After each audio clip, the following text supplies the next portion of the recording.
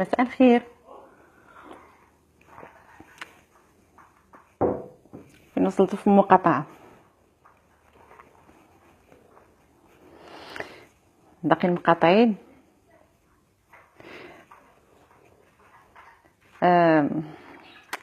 كنسمع. المهم انا كنحاول نسمع لكل شيء، ومن بين الامور اللي ما فهمتش ملي كتقول لي انها حسابات سياسيه، ان المقاطعه هي حسابات سياسيه. ما فاين فين المشكل؟ لان السلط عموما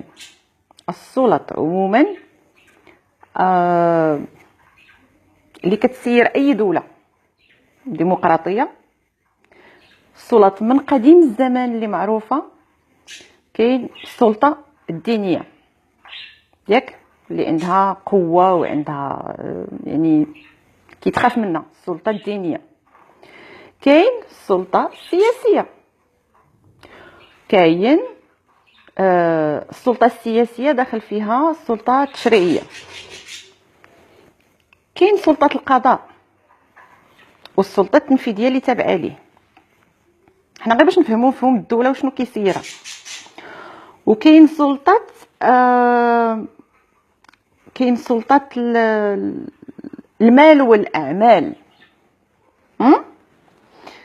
مقاطعه انت المراعي حتى حنا راه داخله عندنا والمراعي ديال مواليها، المهم ديال الناس اللي يلا غتدخل المغرب. فاللي بغيت نقول هو ان الدول عامه معروف بان اي دوله ديمقراطيه موجود فيها هاد السلطات كامله اللي قلت، انه كاين السلطه السياسيه اللي دخل فيها السلطه التشريعيه، كاين السلطه ديال القضاء اللي دخل فيها السلطه التنفيذيه اللي تابعه لها، كاين السلطه الدينيه ديال الناس ديال الدين، كاين السلطه ديال المال والاعمال. حد هنا حنا فاهمين فين كاين المشكل؟ منين كتراكم اكثر من سلطه وحده، هنا فين كاين الخطر. هنا فين كنمشيو بشي حاجه اللي سميتها الاحتكار والديكتاتوريه وما عرفت شنو اللي بغيتو، يعني شي حاجه اللي ما هياش. هنا كندخلوا في حيط. فانت سيدي منين انت كتقول بان انت عندك سلطه من السلطات المتعارف عليها واللي معروفه اللي هي سلطه المال والاعمال، ديك الساعات ما تدخلش للسياسه. لان منين كتراكم انت براسك كتقبل انك تراكم جوج السلطات، خصك تقبل بلوجو كيف ما هو، تقبل باللعبه كامله كيف ما هي. اللوبي الاقتصادي، اهلا وسهلا. اللوبي الاقتصادي دونك منين تجي تقول لي هي ضربوا مصالح ماديه واقتصاديه لاسباب سياسيه، انت براسك كتورط راسك لانك كتعترف بانك مراكم جوج سلطات اللي هي مهمه. وعاده في اي بلد كيحترم راسو ما خصكش تكون مراكم جوج سلطات، لان ما كنهضروش على رجل اعمال عادي عنده بيع وشراء ديال حل سيبر، ولا عنده بيع وشراء ديال بيسريات ولا محلابه، ولا لا، كنهضروا على سلطه كبيره في مجال الاقتصاد وبغى يراكم في نفس الوقت سلطه كبيره في مجال السياسه. حنا ما قلنا عيب، ما كاين مشكل، ولكن خصك تقبل اللعبه كيف ما هي، وتقبل بان نهار اللي غتدخل اللعبه السياسيه راه غادي نهار اللي غطيح عليك الدقه غطيح عليك بجوج. وفي الحسابات السياسيه غتقاس في السلطه اللي هي ديال بسطام. هذه غير باش نوضح ملي تيقول لك السلطه على يعني مصالح سياسيه ولا الدوافع هي سياسيه. عادي وطبيعي ان تكون دوافع سياسيه ولا ما تكونش. انت اللي قبلتي على راسك النهار الاول انك تدخل في اللعبه السياسيه وكبرتي كرشك وطمعتي وبغيتي تجمع بين جوج من اهم السلطات. هنا فين كنرجعوا عاوتاني لتراكم السلطات، ديال ان حزب عنده خلفيه دينيه يجي وبغي يراكم السلطه السياسيه والسلطه الدينيه، امر شويه صعيب لان كيفتح الباب لشي حوايج اللي ما خصهاش تكون، لان كيراكم جوج سلطات اللي هي كبيره. وهذا الشيء في المغرب ما عندوش مجال، لان اساسا حنا في الدستور في المغرب مكتوب دوله اسلاميه وعندها امير مؤمنين، وبلا ما تزيدني حزب عنده خلفيه دينيه، الله يجعل شي بركه. واصلا القوانين، الناس اللي حقوقيين وكيفهموا في القانون، عندنا دو سورس، عندنا جوج ديال منين كان نستقيو التشريع ديالنا والقوانين ديالنا، عندنا دو سورس باينين، اللي هو القانون الدولي، يعني شنو كاين في القوانين في فرنسا وفي غيره، والشريعه الاسلاميه. هادو هما اللي كنستقيو منهم القوانين اللي كاينين. فبلا ما تزيدني انا حزب اللي غادي يراكم لي سلطه دينيه وسلطه سياسيه. اي واحد كيراكم اكثر من سلطه وحده كيولي خطير، يعني كيولي احتكار، كتولي امور اللي ما خصهاش تكون في دوله ديمقراطيه وفي بلد كيحترم راسو. هذه من جهه. من جهه اخرى تقولوا لي كيعتذروا، واش من نيتكم جاوكم كيعتذروا؟ دابا داك جاكم اعتذار. الناس اش داروا لكم؟ جاو مسحوا كل شيء في مسؤول ديالهم، في واحد من الاطر ديالهم مسحوا فيه كل شيء، مع العلم ان اي واحد، حنا ما كنرضعوش صبعنا، اي واحد كيفهم بان في هذا النوع ديال المؤسسات ما يمكنش هو يخرج باي تصريح الا ما هضرش وتناقش وعطاوه شنو غادي يقول. دونك هذاك السيد ملي خرج كيهضر راه ماشي منه من ديتو لراسو، جاو اللي هو مواطن غيكون بحالو بحالنا، سي ان كادر كيشد ان سالير، سي با ان باترون ياك. وهذاك السيد دابا غادي يمسحوا فيه كل شيء وغيتسمى هو اللي ما مزيانش، ويمكن كاع غدا يتعاقد فوالا ويمشي في رجلين. هو راه بحالو بحالنا، سي ان كادر طلع ولا نزل شحال ما كان كيشد غيكون موظف كيشد ان سالير بحالو بحال باقي الشعب، يعني ماشي هو لو فغي باترون. هذه حاجه، دونك مسحوا فيه. ثاني حاجه، منين تقرا التصريح اللي كتبوا، عرفتي اش داروا لكم؟ داروا لكم واحد اش كنسميوها حنا؟ كنسميوها لو ريكادراج ديفياسيون ريورينتاسيون. تبع معايا، ريكادراج ديفياسيون ريورينتاسيون اللي هي شنو؟ عطاك معلومه خاطئه بان حنا كاين اشاعه بان حنا غنزيدو، وهذا الشيء راه ما منوش. الناس منين قاطعوا راه ما قاطعوش لان الزياده كاينه ولا غادي تكون، قاطعوا على اساس الثمن اللي كاين. يعني هما زرعوا لك معلومه خاطئه واشاعه هما اللي طلقوها باش يديروا لك ان ريكادراج، يعني يعاودوا يحطوا المشكل في اطار ثاني باش تخرج من اطار حنا كنقاطعوا على ود الغلاء وتولي كتفكر حنا كنقاطعوا لان غيزيدوا في الثمن ولا كانوا غيزيدوا في الثمن. منين كيدير لك الريكادراج كيدير لك لا ديفياسيون. لا ديفياسيون كتمشي نتا التفكير ديال كله كيمشي مع واش زادوا ولا ما زادوش، واش هاد المقاطعه مادام هما اعتذروا مادام قالوا ما غيزيدوش كيديروا لك ديفياسيون. مور لا ديفياسيون كيدير لك لا ريورينتاسيون، تيرد المشكل في جهه اخرى ديال واش غتكون زياده ولا ما غتكونش. وفي النهايه كتشوف بانهما الطريقه باش صاغوا الهضره سنستمر، حنا مستمرين ونبيعوا في كذا نقطه. يعني انا ما شفتش فيها اعتذار بقدر ما كنشوف فيها تلاعب، بقدر ما كنشوف فيها ريكادراج ديفياسيون ريورينتاسيون، يعني نشر لك معلومه خاطئه باش نرول لك عقلك. وكنشوف فيها انه كيمسحوا في واحد اللي طلع ولا نزل كيبقى موظف كيتخلص عنده ماندا وصالير بحالو بحال اي موظف واحد اخر. انا هادشي اللي بان لي. الفرونسي الوغ شنو كتسمى لو ريكادراج؟ هي انني كنعاود نحط لك المشكل في اطار ثاني غير الاطار الاصلي، لان الاطار الاصلي هو ان الناس مقاطعين على اساس الثمن اللي كاين اليوم واللي هو اصلا جاهم غالي. وهما شنو داروا؟ حيدوك من هذاك الاطار وداروك في اطار ثاني اللي هو ريكادراج، يعني عاودوا حطوا لك اطار ثاني ريفريم باش يقول لك لا المشكله هي انه كانت اشاعه بان حنا غنزيدو، حنا راه في الحقيقه راه ما غنزيدوش وما كناش عوالين نزيدو. هذه دارك ريكادراج. ملي كيدير لك الريكادراج كتكون لا ديفياسيون. لا ديفياسيون هي الانحراف، يعني كتمشي منحرف على المشكل الاصلي وتفكيرك وتركيزك كيمشي على مشكل غير اصلي وغير اساسي وما كانش من الاول.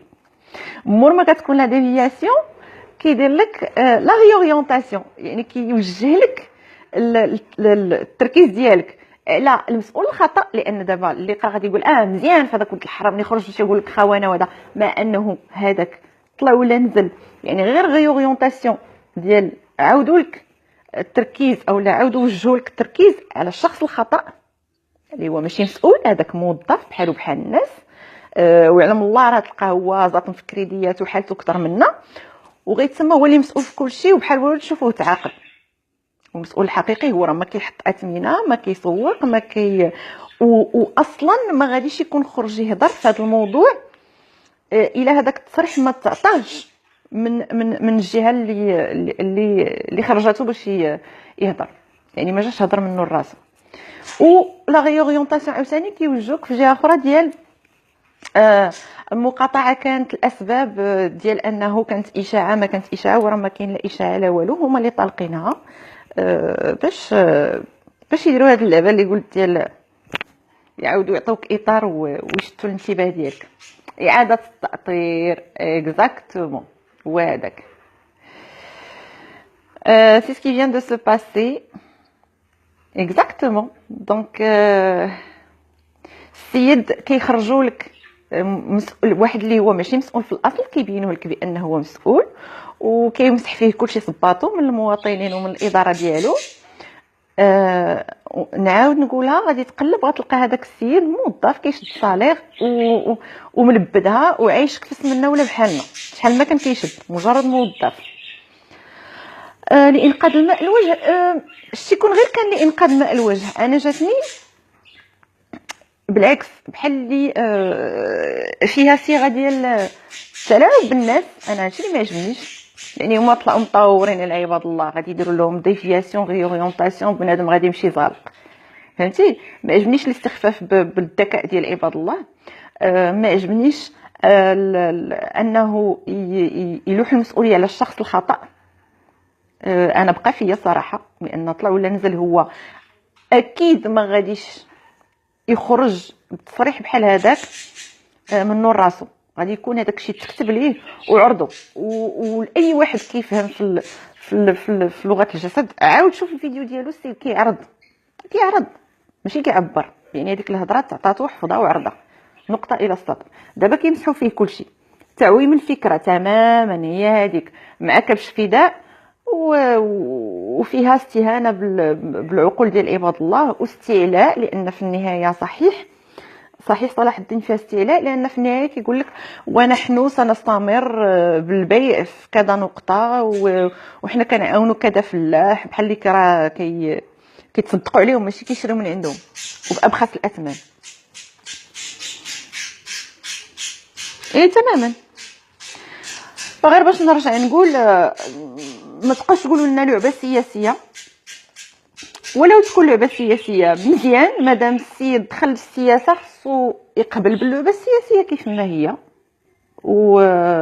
ومادام هو قبل على راسو انه يراكم جوج من اهم السلطات في اي دوله، يعني كنهضروا على سلطه المال والاعمال، البيزنس، يعني السيد بيزنس مان كبير عنده سلطه كبيره، ان غران بوفوار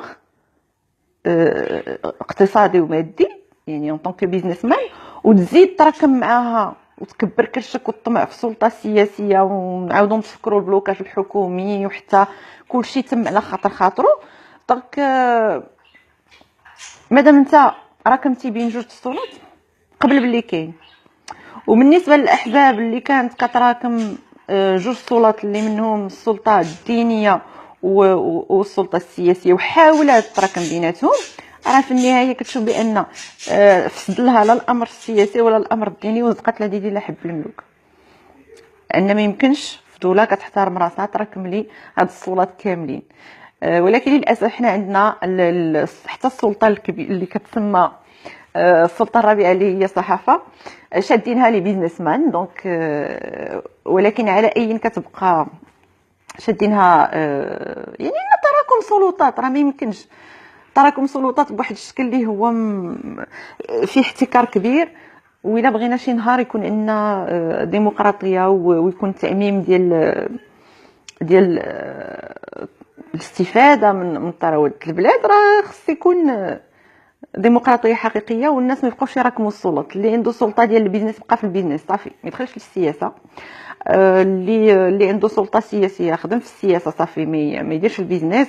اللي عنده سلطه دينيه يمشي للجامع ويفتي صافي، نحترموا هذيك السلطه على راسنا، ولكن يبقى في السلطه ديالو الدينيه، ما يدخلش عليها السياسه وما عرفت شنو.